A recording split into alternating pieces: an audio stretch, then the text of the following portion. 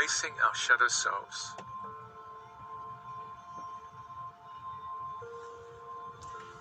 The concept of the shadow began with Carl Jung, who saw this work as important for anyone on the path of individuation. Individuation could be another word for waking up in this sleepy world.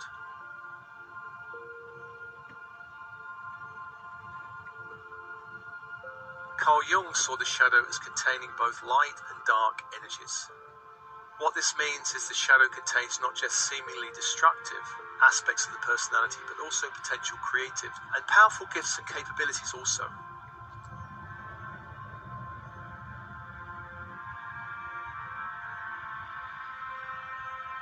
This Ascension News offering came about because of a comment on a recent transmission called Angelic and Star Races Support.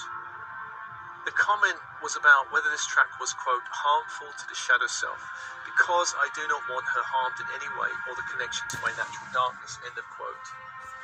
So it seemed this was a natural nudge from the universe to speak about the important topic of shadow selves.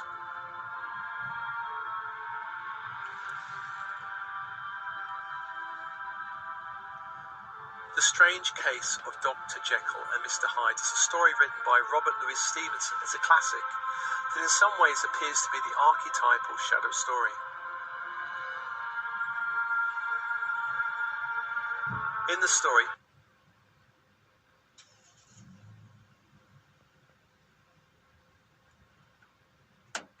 Dr. Jekyll represents respectable parts of the personality, and Mr. Hyde is the dark shadow. In the story, Mr. Hyde begins to take over the personality and as a result wreaks havoc on his life.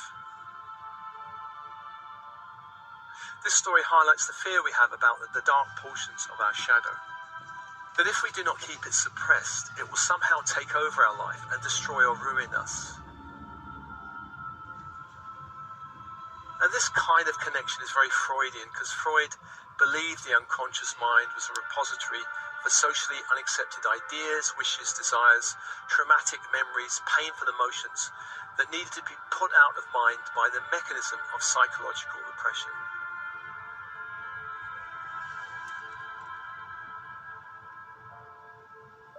For me, there's a better story that highlights what the shadow is really about.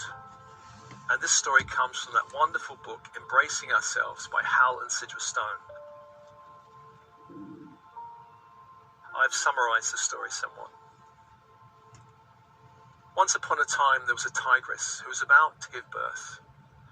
One day she was out hunting when she came upon a herd of goats. She gave chase, and even in her condition managed to kill one of them. But the stress of the chase forced her into labor, and she died as she gave birth to a male cub. The goats who ran away returned when they sensed the danger was over. They approached the dead tigress. They discovered the newborn cub and adopted him into their herd.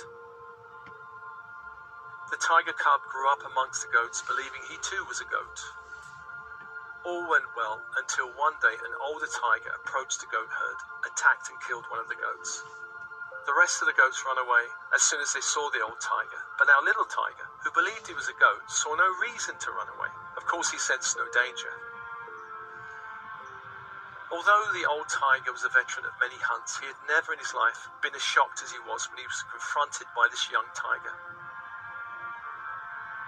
He did not know what to make of the tiger, who smelled like a goat, bleated like a goat, and in every other way acted like a goat.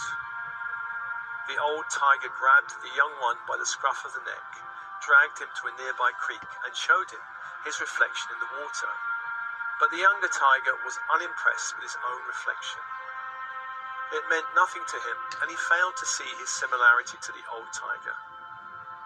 Frustrated by this lack of comprehension, the older tiger dragged the younger one back to the place where he'd made his kill. He forced the young tiger to take a bite from the dead goat.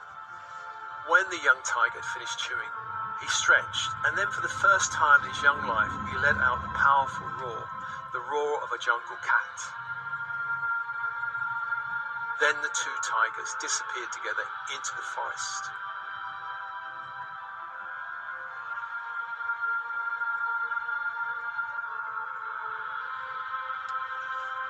This story highlights the problem where our nature, like that of the young tiger, is raised in a culture or family to think, feel, see and behave like there's something other, like a goat.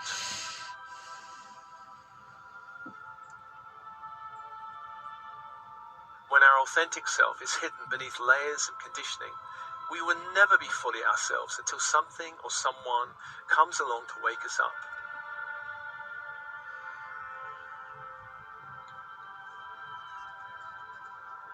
Our shadow selves are not dark, evil or dangerous.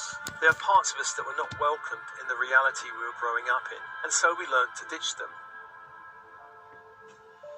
These parts fled deep into our unconscious minds, where they continued to remain until something shifted that allowed them to reintegrate with the personality.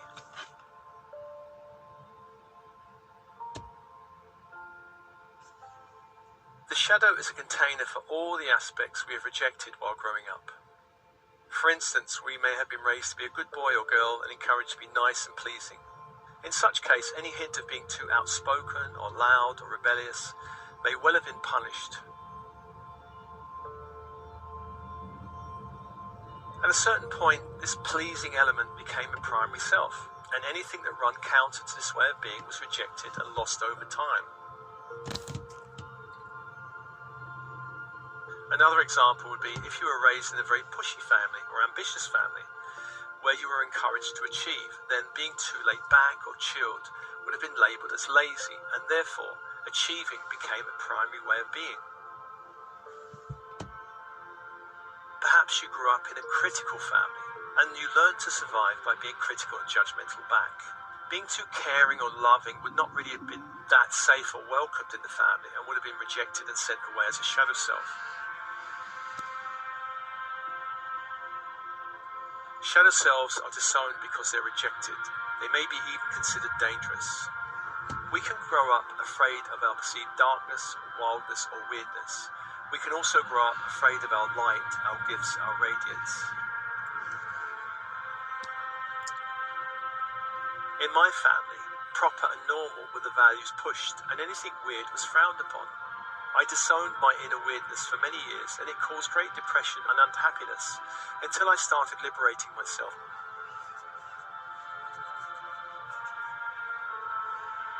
Religion has long created a deep and dark shadow in the psyche. It's common in the developed world to disown selves containing anything too sexual or anything containing strong emotions such as anger. Some contemporary spiritual systems encourage a banishing of ego parts, where perhaps even the entire ego is deemed bad and working against our light. Any spiritual system that demonizes the ego, our sexuality, or strong emotions will tend to create shadow.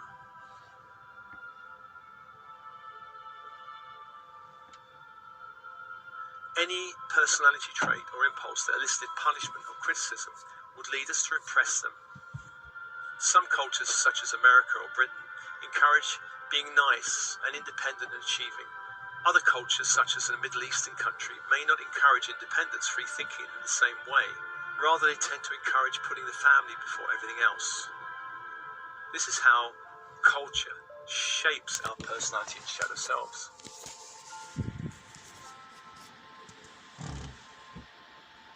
Education also creates primary and shadow selves. Any aspect that was encouraged and praised through school or university could tend to become a primary self. It could become who we think we actually are.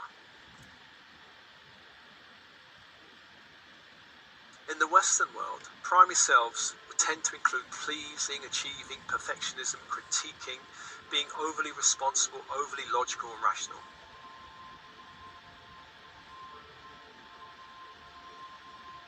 As adults, we may be encouraged to disown our inner child, our inner adolescent, our rebel, our hippie, our dropout, our lounge lizard, our messy creative self, the loud self, and so on. We may also disown certain gifts such as the imaginative self, the intuitive self, the visionary self, the clairaudient self, and so on.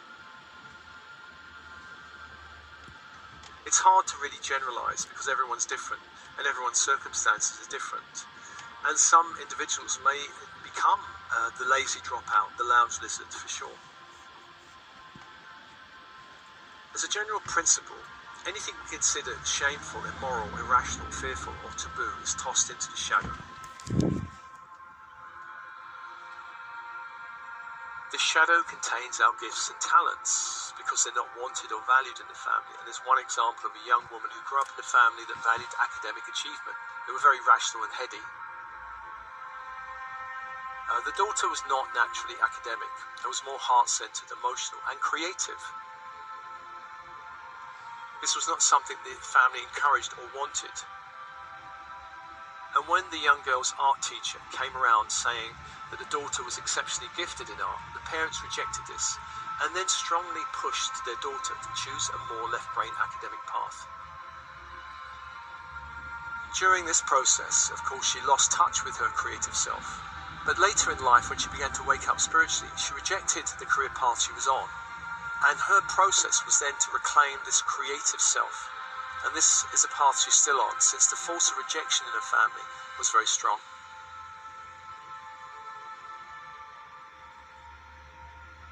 Shadow selves are banished until that time it feels safe for them to return. And this can happen during any personal exploration, therapy method. It can also happen when we begin to wake up spiritually.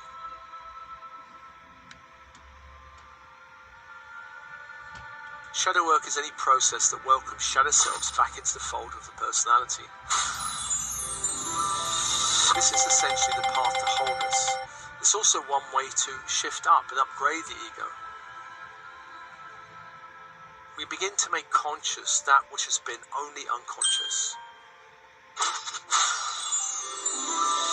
In this process, ego parts begin to cooperate rather than be at war with each other. Shadow work is important because in order to change the world, we must change ourselves first. The more that individuals are called to look within, the more others will be encouraged to do the same. Many now are doing this work of inner transformation. The solution, I believe, to all the problems in the world exists within the realm of consciousness.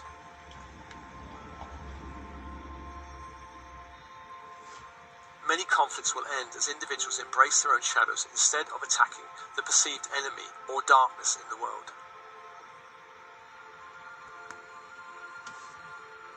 As we shift who we are being and becoming in the world, then we begin to light a candle for important qualities such as love, truth, integrity.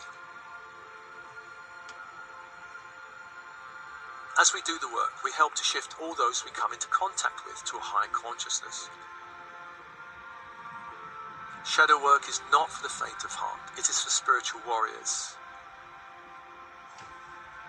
The gifts of this work are many, since along with the returning shadow parts comes many gifts and treasures. Shadow work can also allow for a greater sense of vitality, wholeness, and lost soul qualities. The work allows for a greater flexibility and fluidity in the overall personality as the war between the good, so-called good, and bad selves end. This work requires a self-reflective mindset, the ability to reflect and observe our thoughts, feelings, and behaviors. Self-honesty and integrity are important because we need to be willing to see aspects of ourselves that we have judged as bad or unpleasant or even dangerous. Carl Jung once said, "Everything that irritates us about others can lead us to an understanding of ourselves." Signs of having shadow selves, hiding out in the unconscious, is judging others harshly. In magical circles, there's a saying that for every finger pointing in judgment at another, 3 fingers point back at the self. Similarly, being angry with another person or another group, whether that group is wealthy, poor, powerful, or a group of victims, or perhaps a certain sexual orientation or race, the world is our mirror, and where we are angry or judgmental or critical with anyone or anything external, this reflects an internal force that will not allow this energy to arise in any shape or form within ourselves.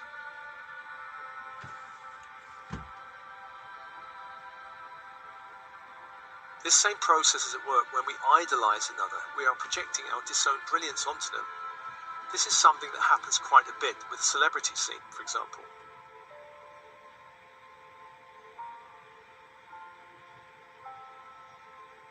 Projection is a huge clue to the types of energies being repressed within a person. Therefore, the easiest way to begin this work is to look into the mirror of your reality.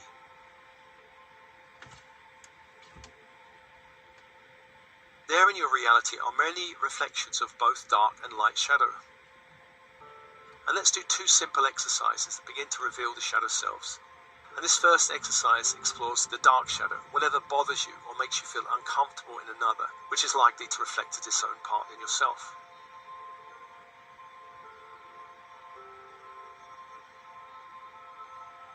So just get comfortable, breathe and close your eyes for a moment.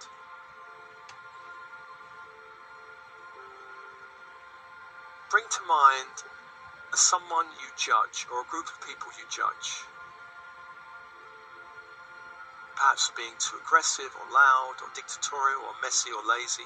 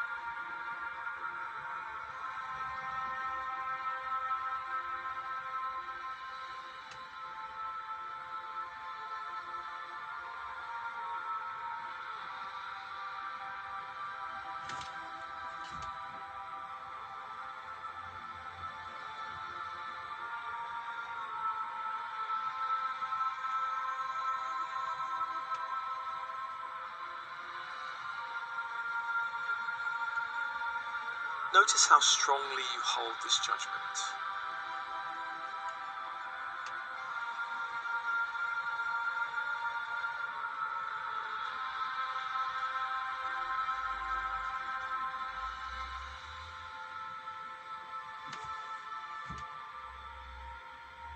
This judgment reflects a judgment on a part of yourself.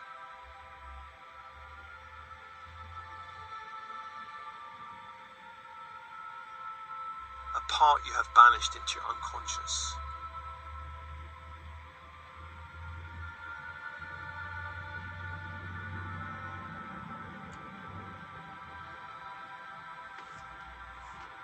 Just breathe with that for a moment.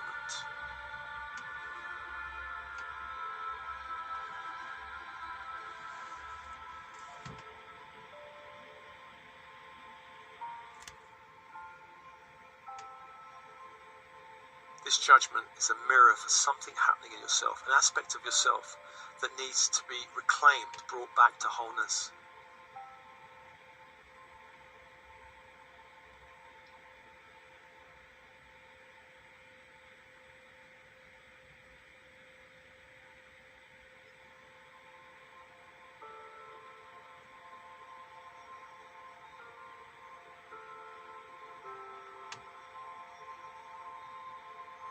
Imagine embracing that part.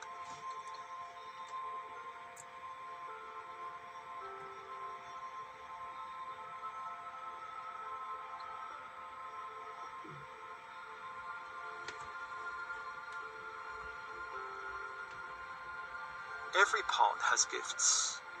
Even the most chaotic or messy had gifts, great gifts.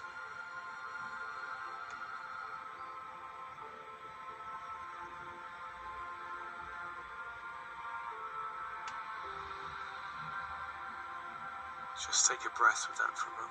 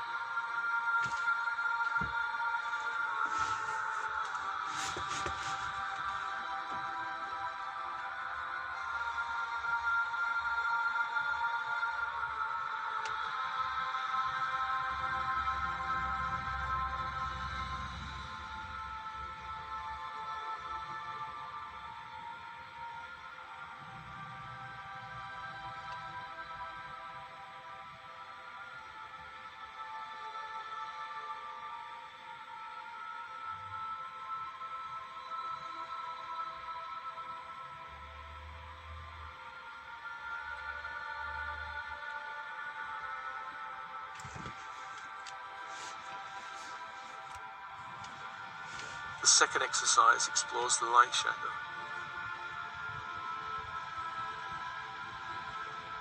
Bring to mind someone or perhaps a group you totally idolize.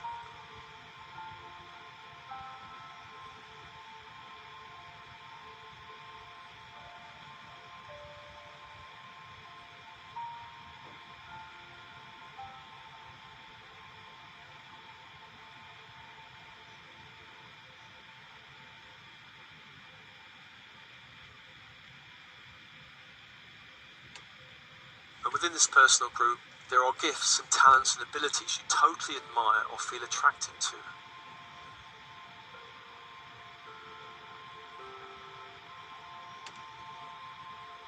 Looking beyond the form, what is the essence of these gifts?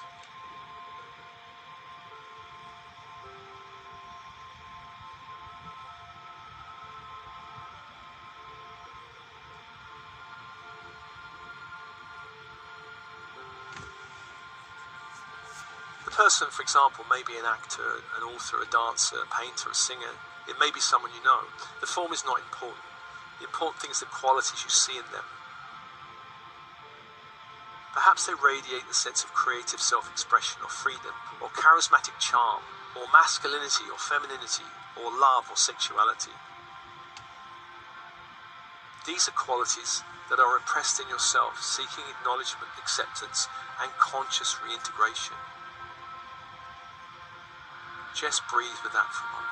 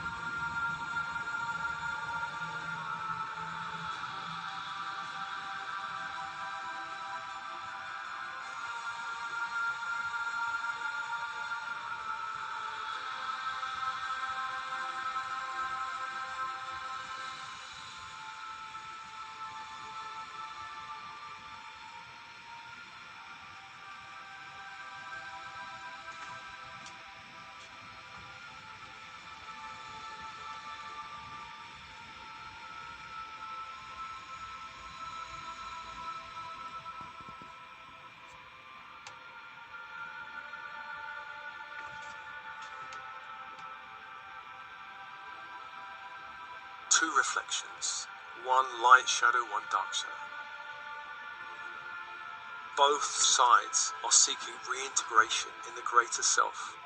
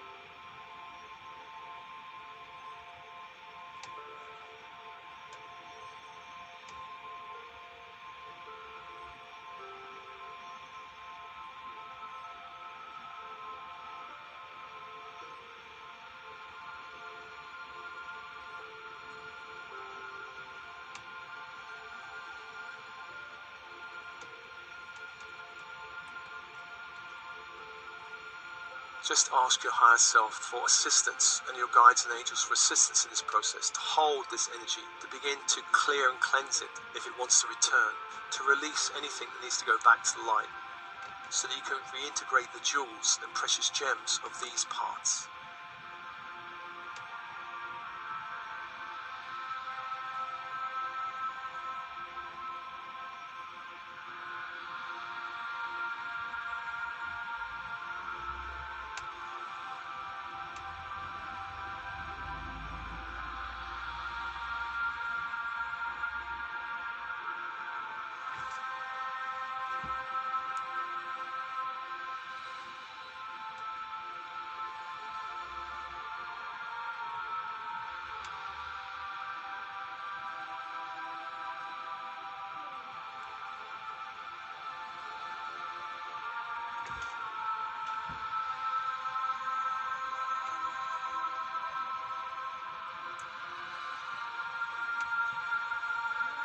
And this is an ongoing exploration. There are layers and layers to the shadow. Whatever we judge or overly admire tends to be a reflection of our dark and light shadow.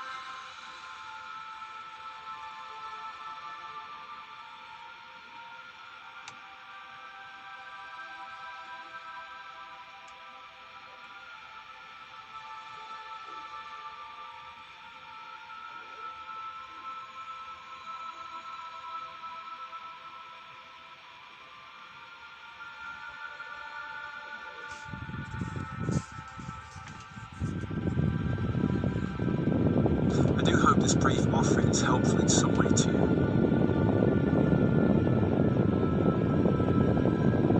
Much love.